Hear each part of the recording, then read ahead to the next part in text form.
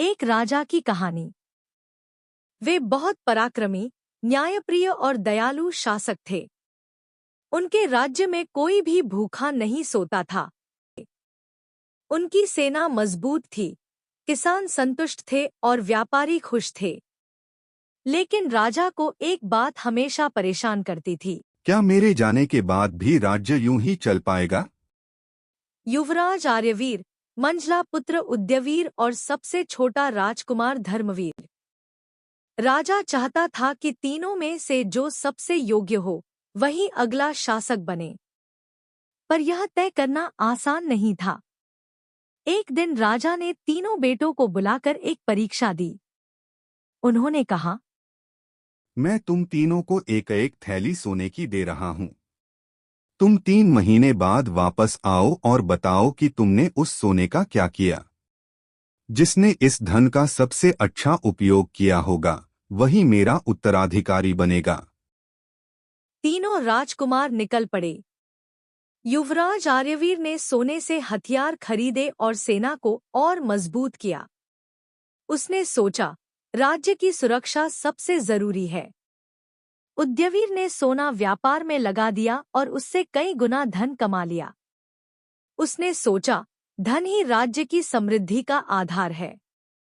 धर्मवीर ने वह सोना गरीबों की मदद में खर्च किया। उसने गांवों में कुएं खुदवाए, विद्यालय बनवाए और अनाथ बच्चों के लिए आश्रम खोले। उसने सोचा, एक राजा का धर्म है प्रजा की सेवा करना। 3 महीने बाद तीनों वापस लौटे और अपने अपने कार्यों का वर्णन किया। राजा ने ध्यान से सब सुना।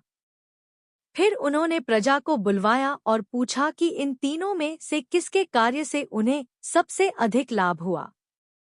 ज्यादातर लोग धर्मवीर की प्रशंसा कर रहे थे।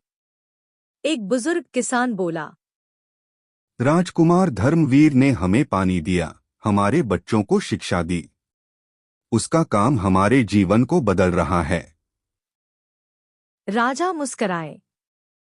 उन्होंने घोषणा की, मेरे बाद धर्मवीर ही इस राज्य का राजा बनेगा, क्योंकि उसने सच्चे अर्थों में राजधर्म निभाया है।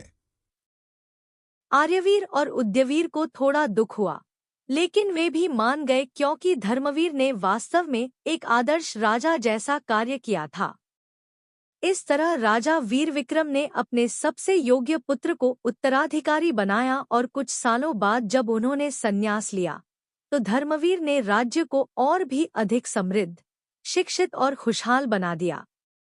सीख: एक सच्चा राजा या नेता वह होता है जो प्रजा की भलाई को अपनी सबसे बड़ी जिम्मेदारी माने। सेवा, करुणा और न्याय ही सच्चे नेतृत्व की पहचान है।